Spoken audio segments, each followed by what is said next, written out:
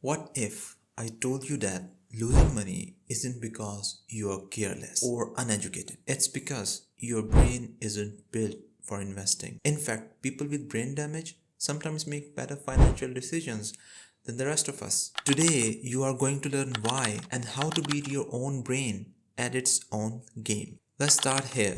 Your brain is ancient. It was built to survive lions, not stock markets. Fear, greed, and panic helped our ancestors stay alive. But in today's financial world, those same instincts lead to disaster. As Daniel Goleman explains in Emotional Intelligence, the slow forces of evolution shaped our emotions over a million years. The last 10,000 years left little imprint on our biological templates. Need a translation? Your emotions evolved to run from tigers, not to evaluate crypto dips or tech IPOs. When the market drops, your brain sounds the alarm.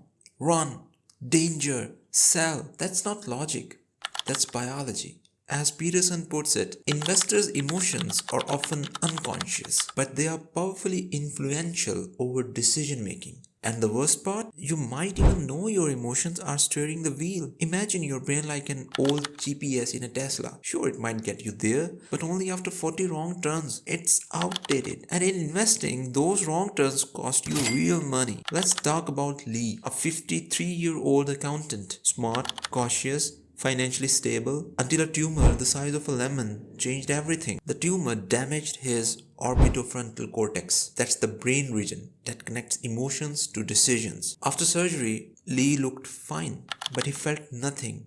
No fear, no guilt, no hesitation. And what happened next? He bought a boat, 2 new cars, penny stocks. He maxed out credit cards, ignored bills, and argued with his wife. He knew what he was doing was wrong, but he didn't feel that it was wrong. As Peterson writes, he knew he should feel afraid of risk, but he didn't feel anything. This case reveals something wild. Without emotional input, even a smart person can make reckless financial choices. Risky decision making is rooted in fragile neurological processes. Most people refrain from indulgence because they fear consequences. Lee's brain wasn't broken in the usual sense, but without emotional breaks, he couldn't stop himself. Too little fear is dangerous, but too much fear is just as damaging. Let's play a game. It's called the Loa gambling task. You pick cards from 4 decks. 2 decks make you money, 2 decks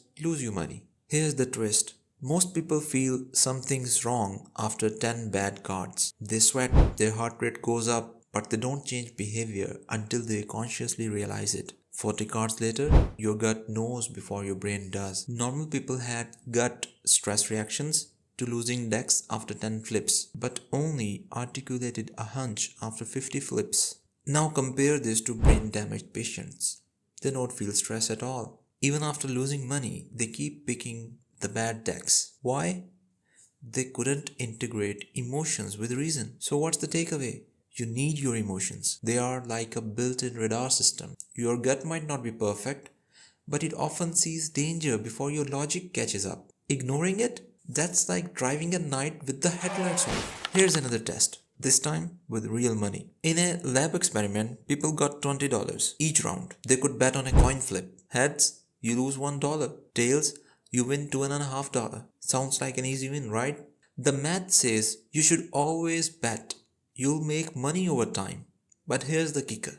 After losing a few times, normal people panicked.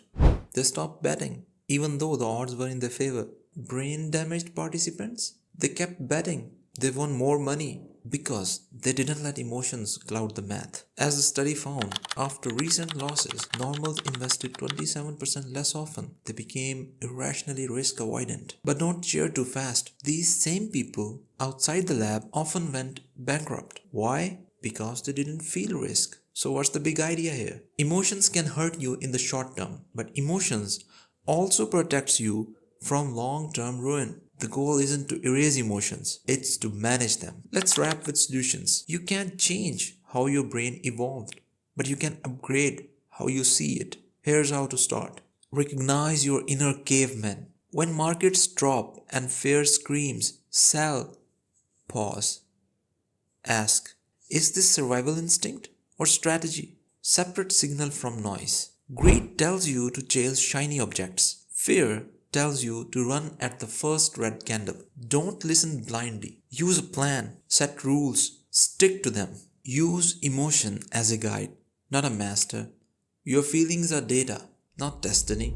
Pay attention, but don't hand over the keys. As Peterson reminds us, emotional intelligence lies in the self-control of limbic impulses. And here's a simple rule of thumb. If a decision feels urgent, it probably isn't a smart one. Which brain bug sabotages your wallet? Do you panic after losses, get greedy in bubbles, or double down when you should cut losses? Drop it in the comments.